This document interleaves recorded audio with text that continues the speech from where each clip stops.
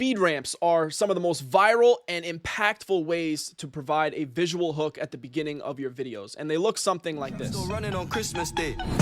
Somebody told Doja Cat. So unfortunately, I have to cut it short. I can't let you guys listen to the whole thing because of the licensed copyright music, but there will be a link down below in the description right at the top of the video. Click that, check out the full sample of the video that we're about to be working on today, and I'm going to show you guys how to recreate that little segment in the beginning where it kind of pulls you right into the house really fast and drops on the beat. And you can see it's pretty complicated with all these different sound effects and transitions and whatnot, but we're just going to focus basically on this beginning portion. Like I said, I have the music turned off. Unfortunately, we can't really hear it, but you can still hear the sound effects, and that's the beginning hook. And it really just kind of pulls you right in the house. And the technique that's being used to make the camera kind of do that smooth kind of pull back and then push in really fast is called a speed ramp. So how do we go about speed ramping? So I've gone all the way to the right of my timeline here, and I've just created a brand new clip, and I've brought the music over. Now you won't be able to hear the music, but you will be able to see the waveforms down here, and right here where the beat drops in the beginning, that's going to be an important spot for us to kind of mark. And this clip here is the stock clip right out of the camera, super slow pull back. But we'll just play through it again and you can see it. It's a very bare bones stock clip, very simple. Anybody with eyes should be able to kind of pull out their phone and recreate this shot pretty easily, just walking backwards. So there's nothing special about that other than the fact that it's a pretty stable shot, right? And obviously the subject is nice and centered in the frame. So very important to be working with footage like this where you have nice, smooth, stable camera movements, and your speed ramp is going to come out much more professional, high quality looking. So in order to speed ramp this clip, all we want to do is go up here to the top where it says speed.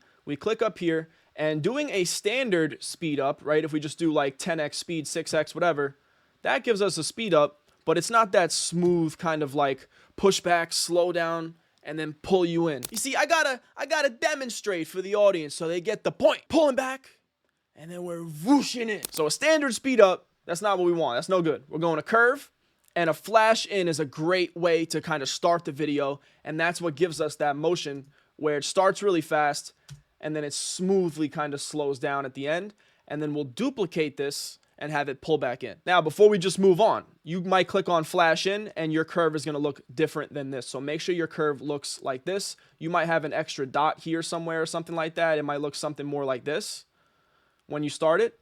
Just get rid of this dot up here by clicking the minus, drag the left side all the way to 10x so the video starts as quick as possible, pulls you right in, and then this dot is going to dictate how long that 10x is going to go for. Is it going to go for the whole video damn near, or is it just going to be 10x speed for a really quick second and then go back to normal speed? We want it to be all the way to the right so the 10x kind of lasts a while and it's going to curve into that normal speed. Boom, like that. So that's how you create a really smooth flash in. Great way to start your video and hook people in. And this technique works best, the flash in, when you pair it with a flash out duplicated right next to it. So we're going to do that right now. We'll duplicate this, and now we're going to go to right here. So this here gives you a couple different options. We're going to click on reverse, and now we reversed our clip, but the speed ramp doesn't actually reverse with it. So we have to go to our speed curve, and we're just going to manually kind of create this flash out here since we already have this made. We'll just flip-flop what we have going on here. So we're just going to reverse the situation and create the inverse, and we end up with this. So now when we play through this whole thing, we get our very smooth kind of pull and then push in. Now the problem is, right, our beat drops right here, and we want this whole kind of dual clip segment here to end right here on the beat drop. So what we want to do to accomplish that, we're going to right click on each of the clips one at a time and turn them into compound clips. Create compound clip.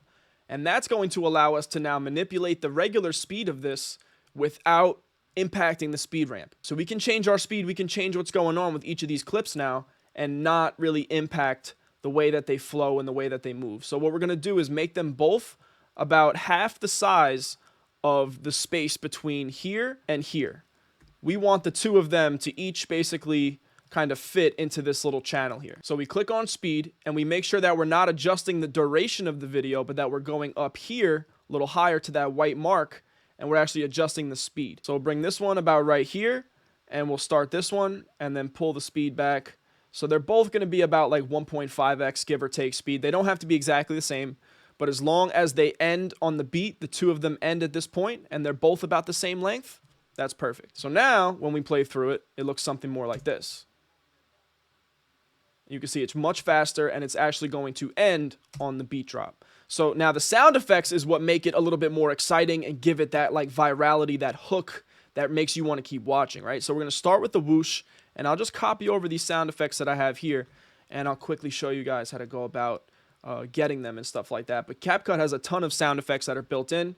I believe most of these are from Epidemic Sound, and the deep whoosh here is from CapCut. So you'll go to audio, you'll search up deep whoosh, and I think it's the first one that comes up, deep whoosh, whoosh, whoosh, whoosh, deep whoosh, and it's this one right here.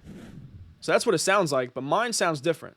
And that's because all I've done is gone to voice changer, and I've added some reverb to it. Kind of gives it like this really airy, spacey kind of feeling. So now that we have the sound effects lined up where they're supposed to be, you'll see it sounds more like this.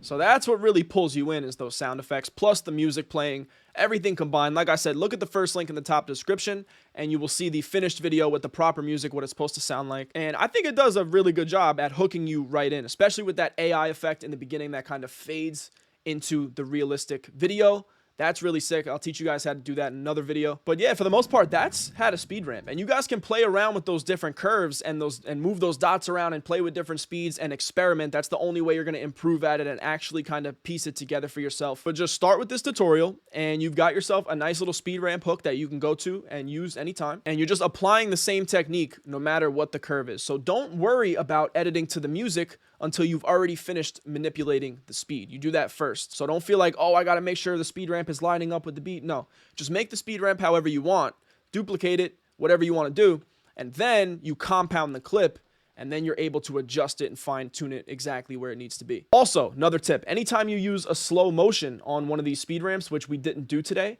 but anytime that you do, I want you to please click smooth slow-mo. It will look so much better. And now the final little tip before we close out the video is to go ahead and add motion blur on both of the clips. Maybe turn it down to about like 65 or so, because it's a bit intense. You get something like this. Looks very nice. And that motion blur kind of adds to the transition, adds to the smoothness. You can increase the intensity if you like a really like blurry kind of transition. But I think that looks realistic, looks really nice on about 65. 50 is what I have this one on. We can maybe even turn it up for the sake of the example. And yeah, really smooth speed ramp. Hope you guys enjoyed. Thank you for watching. Please click right here to watch a full tutorial on how to master the Instagram Edits app in 5 minutes.